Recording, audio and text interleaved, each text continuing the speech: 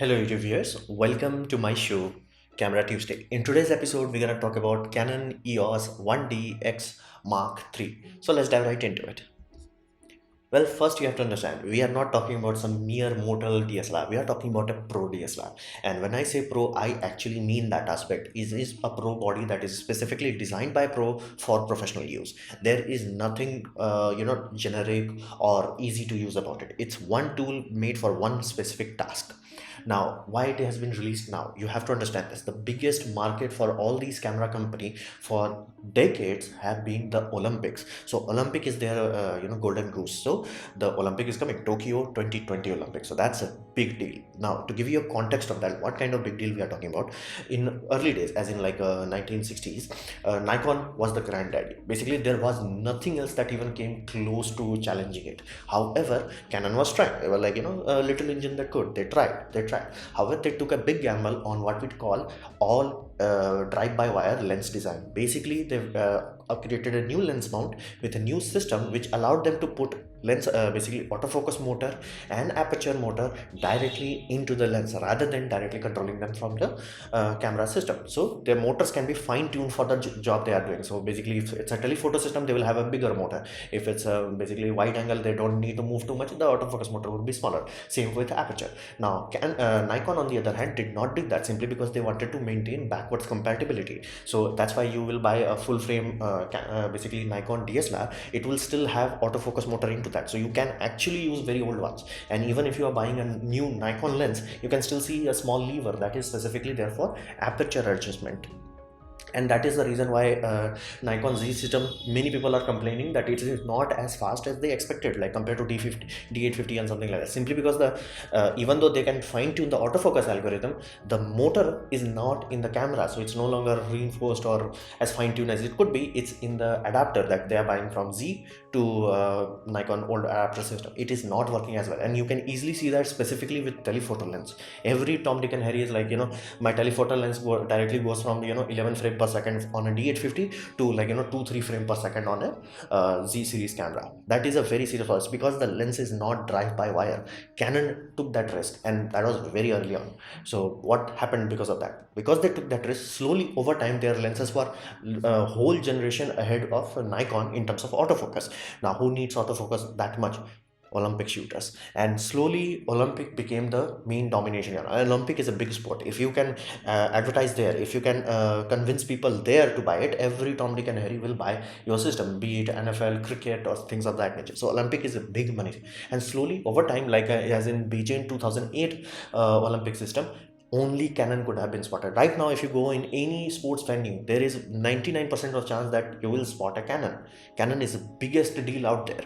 Now, Nikon is still there. It's not that it's dead. It's just that it's no longer that majority king that it used to be. And heck, going from majority king, it has went to something like barely holding on. However, both of them, despite losing money, despite being this such a large company, I am talking about their basically camera division, and this is from their own business report. Both of them are losing money. Sony comes along and somehow is making profit and slowly displacing this area. Professional photographer who are aiming for Olympics, they are buying Sony. Now that is something that cannot allow to be happen. That's a very big deal. And yes, it is absolutely true. In the beginning, Sony cameras were not as polished as of course it could not be as polished as something these puppies have like 50 years to grow and polish. So again, but that time, because Sony was pushing so hard in the technology, same way Canon did back in the day, they created a kind of a jokey scenario where people were buying Canon lenses. So Canon thought Canon was doing well, but people were buying Sony bodies. And in early days, like you can easily spot, and this is in around 2011-12 videos that everybody is joking about. It's like, yeah, in the future we all gonna buy Sony body and we're gonna buy Canon lenses. Because Canon lenses are drive by wire, it was quite easy to mate Sony and Canon system. But Sony over the years, not only they improved their professional body system where people are much more comfortable with it, on top of that they also started to create lenses. And you have seen like Sony have just released A9 Mark II and two lenses. Those are very specific professional photography lenses specifically aimed for Olympics. That's a big deal. So basically Canon has to fight for their dominance. It's like, no, we have to remain the king. So that is why this was released right now. Now you have to understand it. When we are talking about a big camera, it is a big camera, and I mean in every single aspect. And let's start with its cost. Its cost is $6,500. That's a big amount of money. That is like significant amount of money. To give you a context of that, like Sony's offering only goes up as high as like 4,500, basically $2,000 less. Like you can buy a 9 Mark II, not Mark 1, Mark II, buy a good lens, like a really good lens, and be like, be ready, like go go on shooting, or you can just buy this body. Like that is the context of this. That is how expensive this is. Now not only the size is big. Now how will you understand the size? Think of this way: you just weld a permanent vertical grip on your camera, like Canon 5D Mark III. So that is pseudo size of this, because the vertical grip is integrated. However, because the 4 year have been passed, there have been at least 2 whole generation of computer processor development.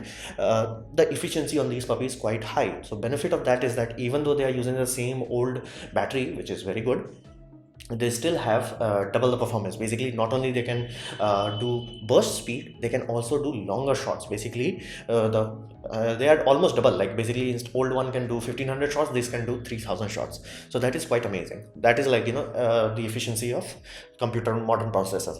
Now the size is big, but basically it's like permanent vertical grip attached, and the weight is very serious. Now weight is 1.4 kilogram, because almost all sports photographer, none of them do hand photography. Basically none of them are gonna do that. Now you may see that, so most likely what is happening is they have a monopod and they are using their whole body as an aiming system. So in those sort of scenario, people can tolerate the weight, but be mindful, this is a big and heavy thing. And if you want to do this for a wedding photography, good luck, or you must have like some seriously big guns, like really big guns. So it's a big beast. It's not something that you go, oh, I'm just gonna buy it for casual. Even if you have money to buy Leica, don't even dare to touch this, because this is a big beast. Now what is great about Canon cameras, now even if I don't like Canon, what they have become right now, I have to respect certain aspects of Canon.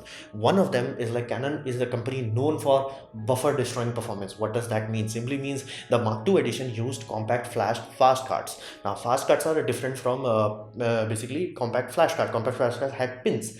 Now it was using PATA standard, basically parallel serial attached technology, old computer hard drive thing. Now because pins used to bend and it was not that successful, not that fast, it flopped quite miserably.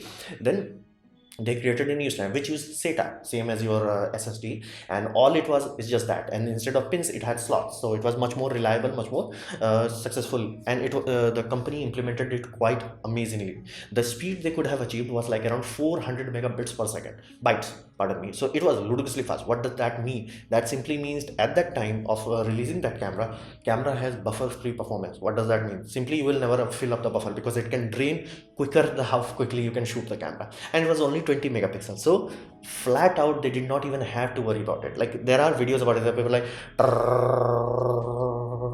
until the memory card fills up, you don't even have to worry about it. So it's quite amazing. That is one thing Canon nailed it down. It's like, no, if we say buffer free performance, it is a buffer free performance. Now in this puppy, same megapixel, however they want more oomph out of it, so they are creating a next generation change. Now they are going from compact flash express, basically XQD card. Now if you are confused why the heck I'm calling compact flash express card as a XQD card, please watch my video, because both of them are same thing. Yes, I know that sounds confusing. It's basically a love child between Sony's XQD versus Compact Flash Association. They are both coming together, because Compact Flash Association thought their CFast will become the big thing. It did not happen. Sony thought their XQD will become the big thing. It did not happen. So both of them collaborated. They created what we call Compact Flash Express. Now the reason why Express is there, Express is simply because it's, instead of using SATA interface or some proprietary interface or SD interface that is used by your memory card, it is using what we call PCI Express, basically what connects your graphics card to your computer, or modern SSDs to your computer. So this puppy is fast. It is on a different level fast, because compared fast cards which are used in Blackmagic movie cameras and all that, they can max out at like 500 Mbps, 6 if you're pushing it, because that's the interface limit. This puppy starts at that kind of speed, and it can go as high as, right now you can buy that gives 1 gigabit read and write. Let that sink in. 1 gigabit read and write. To give you a context of that, that is faster than what Red Max can do. A camera, cinema camera, 8K raw recording can be done easily within the confines of 600, basically SATA 3 limitation, and this puppy is faster than that. So that is why it's a big deal. So if Canon says that it has 1000 shot raw capability, it does not mean anything, simply because the buffer will empty itself faster on the compact flash expert system. Now then why the hell they have buffer? Again, they have to have it. It's just like, what if the card that you put in is not very refined or it's not very polished, the firmware blocks out, or things of that nature, because this is a new system. It is not as refined as compact fast system or SD card system. It's not as refined. And heck, SanDisk have already manufactured the cards, but they are not selling it yet. So you can understand it's unpolished ignorance. So they want to have a buffer that's like, I got this, the card is acting up, I got this. But you can understand that, like, I'm reasonably confident that this is gonna be the, like, buffer destroying camera, because its previous generation did manage to pull it off, and these puppies are fast. And you can easily see it's like, be careful hot. Yes, these cards do get hot up fast. Like, again, you are expecting 1 gigabytes in and out on of these things, and these are so fast you can directly edit a video off of them. So it does make sense, and it's quite amazing to see, because if it happens, all the people who bought Canon, basically Nikon Z series, they will be also happy, because Nikon have already released a firmware update that allows them to directly use compact flash express card, and if Olympic people start to shoot it, more cards will be sold, the cheaper the price will become. So it's awesome for everything, and that this card, I can put my money on, is the next generation thing. It is the next generation thing for all professional DSLRs, professional mirrorless, and professional video camera. This will take over, hopefully. So that is quite amazing. I'm really happy about this. Now we'll talk about the second thing. Now, Canon menus is good. The only company that even comes close to it is basically Nikon, you can say, but that would be because people have been using Nikon for 50 years, so they know how Nikon works. But if you're like, just raw digital hoo-ha, and how you can manage that hoo-ha, is Panasonic. Panasonic is the only company that you can say, okay, at least they tried to make an interface. Canon is like best in terms of usability. They have improved it. They have improved it on such a level, because it has like a secondary image sensor, rather than using a pixel array that they used to use for the old system. It has an image sensor, flat out image sensor for autofocusing needs. Now, to manage that kind of like ludicrously large amount of autofocus points, instead of relying on thumbstick, you can still use it if you want to, but they have AF on button. Now that button has a trackpad built into it, so you can use your trackpad also. So it's quite amazing. Again, people finding it very finicky, but some people are loving it, and you can fine tune the sensitivity, so that's awesome. So be mindful at this point in time. If you had Canon cameras in the past, this camera is like butter. And even if you are a novice shooter, this camera is butter. Like, every aspect of it is butter. This is what we call tried and tested design. They are not tampering with it. The whole idea is that any basically Olympic photographer who has used Mark 2 version of this, they can simply buy Mark 3, do not have to read basically the manual. Heck, does not even have to buy new extra spare batteries. They can just go on with this. That is the amazing part about it. So there are some great things. I'm really looking forward to compact flash express system. And if you're confused by why XUD and compact flash are the same thing, express thing, same thing, please check the video down below. Now, I would urge serious amount of caution, specifically if you are getting overexcited about this, and or like considering this as a big video camera, because it does have some specs that are like, whoa. But if you are old enough at this point in time, as in like internet attention span kind of thing, you must remember we had the same kind of whoa scenario when Panasonic SH1 happened, or heck, even the Panasonic main thing, because they also had the 4K 60 full frame. The moment this camera came out, and I was like a bit cautious about this, and that turned out to be true, because there are a lot of video options, but most of them are crippled in one way or the another. One of the hilarious thing is that it still has 30-minute limit. I'm like, why? You cannot specify that your battery is small, because you have huge battery, physically huge battery, so you cannot say that. And you cannot say it costs tax more money. Heck, like, it is so expensive, and on top of that, European Union have removed that, and you can buy A9 Mark II, and you can do longer shoots if you are doing like preparation kind of videos. People do shoot longer videos in those scenarios, so you may want that, but not having that 30-minute limit. But then I realized the one thing that people were expecting this sensor to be lightning fast. Now that it is better than the previous generation, but not by a lot. What does that mean? Simply means right now A9 Mark II is the direct competitor of this. Now the reason why A9 Mark II is so expensive compared to A7 Mark II, even though both are 24 megapixel, is because of stacked CMOS technology. Now that technology is Sony's baby. That simply removes rolling shutter from the electronic shutter. Now, does that work absolutely 100% of the time? it's very close to it. It's like you can close your eyes and count on it and it will deliver. So that's amazing.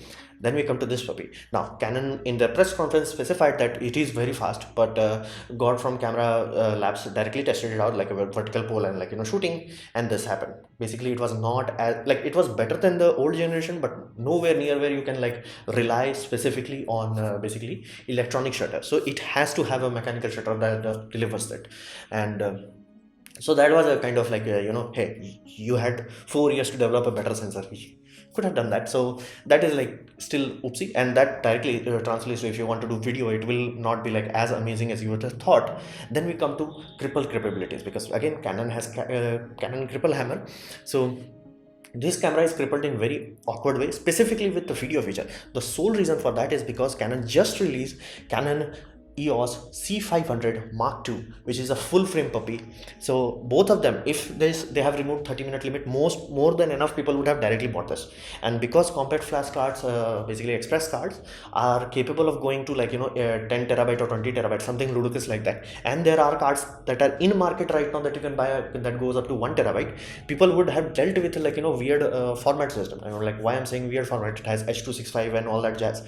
Yeah, in certain frame rates. The moment you change the frame rate, it goes to some weird motion JPEG. Yeah, there are many weird quirks about this, and the sole reason for that, because they technically could have made this amazing video camera, but the problem would have been nobody would have bought basically C500, because it would have barely any more. Like, yeah, it has bigger battery capability.